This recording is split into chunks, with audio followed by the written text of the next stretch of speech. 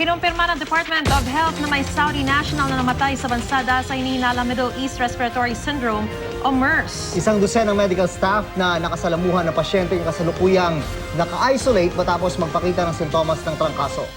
Mula sa Maynila, may ulot on the spot si Dano Tingko. Dano?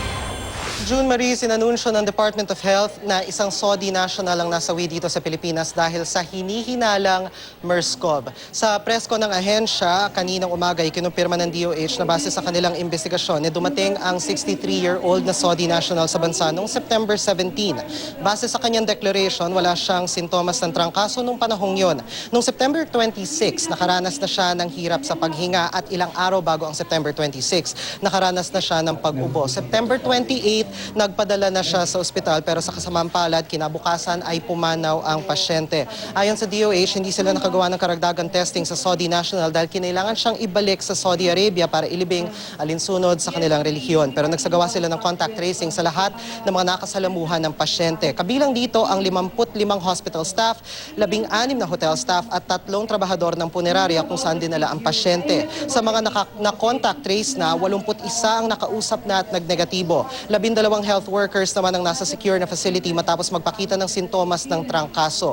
Pero sa paunang test sa mga naturang health worker, nilinaw ng DOH na negatibo sila sa MERS-CoV, bagamat kailangan pa nilang dumaan sa karagdagan testing. Sa ngayon ay sinailalim na rin sila sa quarantine.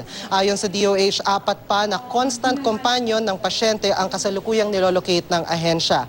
Sa kasagsagan ng contact tracing, nakipagpulong din ang mga eksperto ng DOH, Epidemiology Bureau at Bureau of Quarantine sa pamunuan at mga empleyado ng hotel na tinuluyan ng Saudi national. Cooperative naman ng hotel staff at sumailalim sila sa orientation.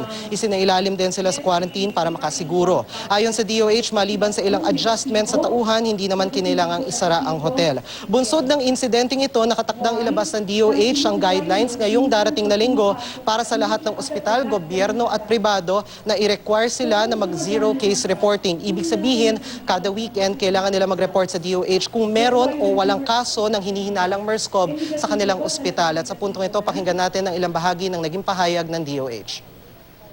Ang MERS po ay isang sakit. Ang kanyang sintomas ay flu-like. Prominent po doon yung lagnat na mataas, hirap ng paghinga at ubo. Para po talaga siyang flu, minsan pwede siyang ma-misinterpret na pneumonia para po ma-remind constantly yung lahat at hindi po makaligtaan at hindi mawala ang suspicion. Every week, magre-report lahat ng pribadong hospital at government hospital sa DOH na sasabihin kung ilan ba yung kanilang pasyente na naging MERS-CoV suspect. June, paalala ng DOH sa mga manggagaling sa ibang bansa, partikular sa Middle East at sa Arabian Peninsula, ay siguraduhin tama ang inyong declaration sa inyong arrival card at mag-report sa pinakamalapit na ospital kung makakaramdam kayo ng flu-like symptoms, anumang flu-like symptoms, at kung meron kayong previous travel sa Arabian Peninsula o sa Middle East. Mahalaga raw ito lalo't malala ang epekto ng MERS-CoV, lalo na kung meron kayong diabetes o stroke. June? Maraming salamat, Dano Tingko.